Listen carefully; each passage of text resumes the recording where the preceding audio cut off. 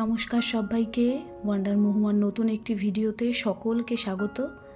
আজকে সোমবার আর এখন সকাল 7:45।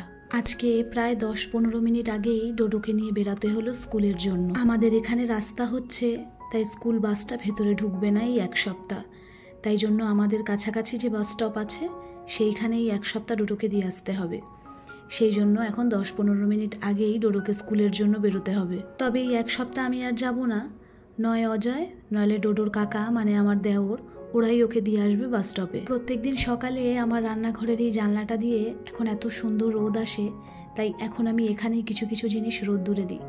যেমন আজকে একটু মটর রোদ্দুরে দিলাম, আর আজকে আমি বানাবো মুগ ডাল, তো মুগ ডালটা একটু আগের থাকতে বার করে রোদে রেখে দিলাম। আর এখন আমি ব্রেকফাস্টটা বানিয়ে নেব। সকালে আজকে ডোডোকে পরোটা আর আলুর তরকারি দিয়েছি, আর এখন বানাচ্ছি আমাদের রুটি।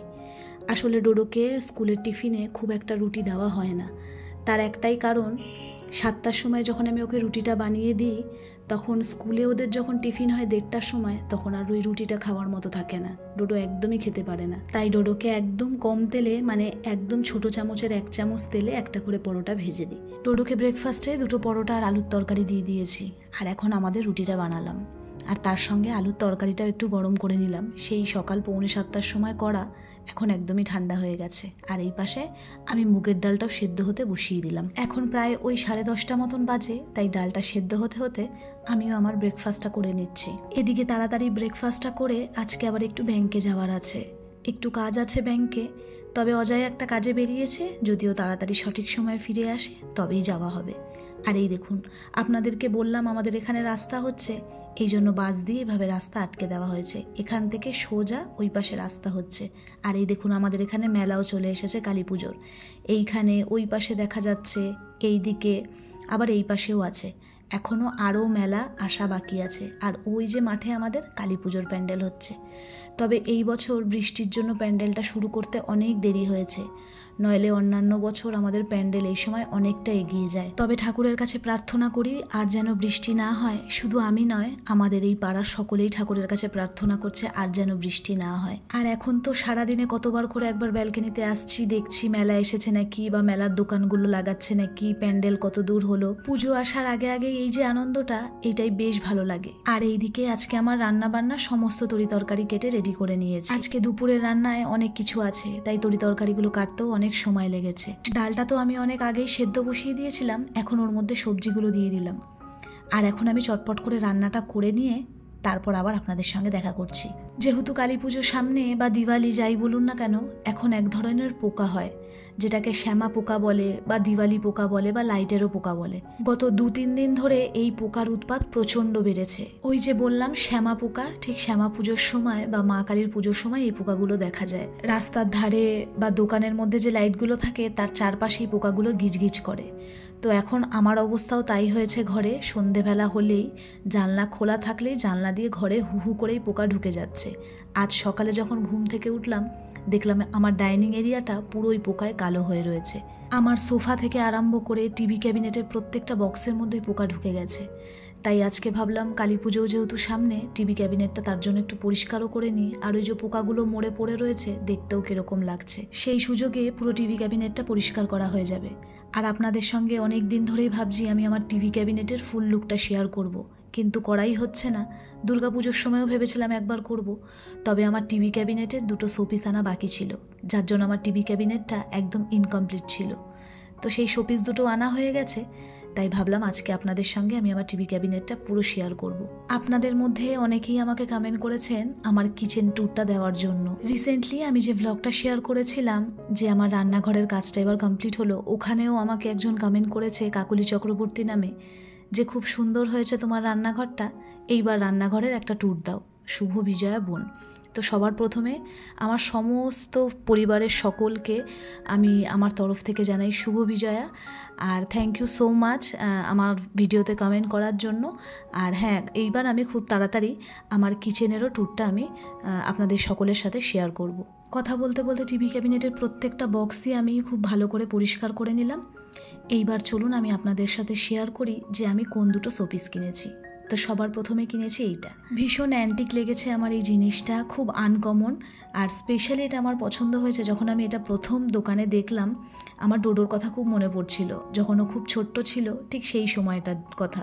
তো তার জন্য এটা আমার পছন্দ অনুযায়ী নেওয়া হয়েছে। আর এই দুটো হাঁস নেওয়া হয়েছে, বা রাজহাঁস যাই বলেন না কেন, এটা অজয়ের পছন্দে নেওয়া হয়েছে। আমারও পছন্দ, তবে একটাও পছন্দ করেছে, একটা আমি। এই শোপিসের গায়ে যে কাজগুলো দেখছেন, এত নিখুঁত, এত সুন্দর, খুব ভালো লাগছে দেখতে। আর এইটা তো আমি আপনাদেরকে দেখিয়েছিলাম, এটা আমি অনলাইন নিয়েছিলাম। আর এই বুদ্ধ মূর্তিটা নেওয়া হয়েছে অফলাইন। আসলে যখন এই টিভি ক্যাবিনেটটা তৈরি হচ্ছিল বা আমরা তৈরি করাচ্ছিলাম, তখন আমাদের প্রথম থেকেই প্ল্যান ছিল এই টিভি ক্যাবিনেটের প্রত্যেকটা বক্সের মধ্যে একদম অ্যান্টিক বা আনকমন জাতীয় কোনো জিনিস রাখবো, যেটা লোকে ভালো বলবে, যারা আসবে জিনিসটা দেখে প্রশংসা করবে। তো সেই রকমই একটা চিন্তাভাবনা আমাদের মধ্যে ছিল।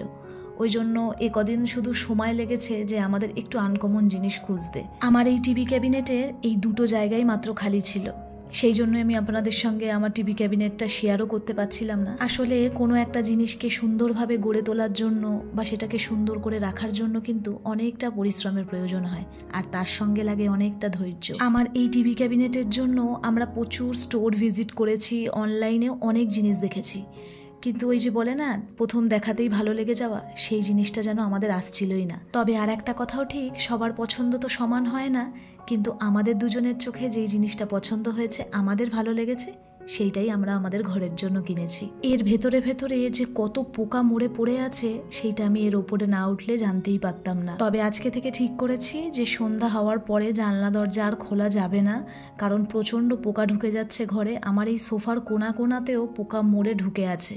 তো তার জন্য আমাকে পুরো সোফাটাকেও আবার খুব ভালো করে পরিষ্কার করতে হলো। এখন কালী পুজো পর্যন্ত বা তার পরে অবধি যতদিন এখানে লাইট বা পাড়ায় লাইটিং থাকবে, ততদিন পর্যন্ত কিন্তু পোকার এই উপদ্রবটা থাকবে, আর ততদিন আমাকে সেইভাবেই এই প্রবলেমের সলিউশন করতে হবে। তো যাই হোক, সমস্ত কিছু পরিষ্কার পরিচ্ছন্ন হয়ে গেছে। এবার চলুন আপনাদেরকে আমি আমার টিভি ক্যাবিনেটের ফাইনাল লুকটা দেখাই। যে লাইটের যে কাজটা করেছি সেইটা আপনাদেরকে দেখাই। আর একটা কথা আপনাদেরকে বলে দিই, এই যে টিভি ক্যাবিনেটের ডিজাইনটা দেখছেন বা এখানে লাইটের যে সমস্ত কিছু দেখছেন, এগুলো সমস্ত কিছু আমাদের পছন্দ করা। আমরা নিজেরাই পছন্দ করে আমাদের ইন্টেরিয়ার দাদাকে জানিয়েছি, আর উনি ঠিক আমাদের পছন্দ মতন পুরো জিনিসটাকে তৈরি করে দিয়েছে। আমাদের দুজনেরই আগের থাকতেই ইচ্ছা ছিল যে টিভি ক্যাবিনেটের জন্য পিঙ্ক আর ব্লু এই কালারের লাইটের কম্বিনেশনটা রাখবো, তো সেইটাই আমরা রেখেছি। আর এই টিভি ক্যাবিনেটের প্রত্যেকটা বক্সে আপনারা যে শোপিসগুলো দেখছেন, সেগুলোও কিন্তু আমরা কালার বুঝে বুঝে রেখেছি। প্রত্যেকটা শোপিস প্রত্যেকটা কালারের মধ্যে রেখে দেখেছি কোথায় কোনটা ভালো লাগে, সেই বুঝেই কিন্তু আমরা সেখানে শোপিসগুলো রেখেছি। যেমন ধরুন, এখানে কিছু কিছু শোপিস আছে যেগুলো পিঙ্ক লাইটে ভালো লাগছে না, কিন্তু ব্লুতে ভালো লাগছে, আবার ব্লুতে ভালো লাগছে না, কিন্তু পিঙ্কে ভালো লাগছে। তো সেই বুঝে বুঝেই এখানে প্রত্যেকটা শোপিস রাখা হয়েছে। তবে আরও দুটো শোপিস কিনবো পরে, এখন নয়, যখন কিনবো তখন আপনাদের সঙ্গে শেয়ার করব। আর এই নিচে আমি একটা ক্যালেন্ডার রেখেছি, তবে অজয় বলেছে পরে এখানেও আর একটা শোপিস রাখা হবে। তো এর ফুল লুকটা এরকম। আর আপনাদের সঙ্গে আমি একবার আমার উপরের যে ফল সিলিংটা, সেটা লাইটগুলোও দেখিয়ে দিই। একদম সিম্পলের ওপরে পুরো ট্রে করে আমার এর মধ্যে লাইট লাগানো রয়েছে। আর প্রত্যেকটা লাইট কিন্তু একটা সুইচে জ্বলে না, একটা সুইচে হয়তো দুটো করে বা কোনোটাতে আছে তিনটে করে লাইট জ্বলে।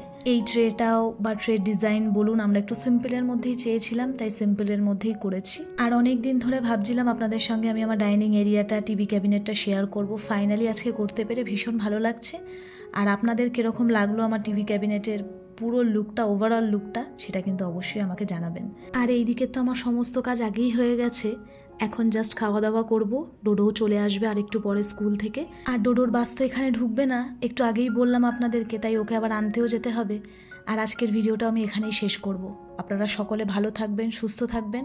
ভিডিওটা কেমন লাগলো জানাতে কিন্তু ভুলবেন না। আপনাদের সঙ্গে আমার আবার পরে দেখা হবে।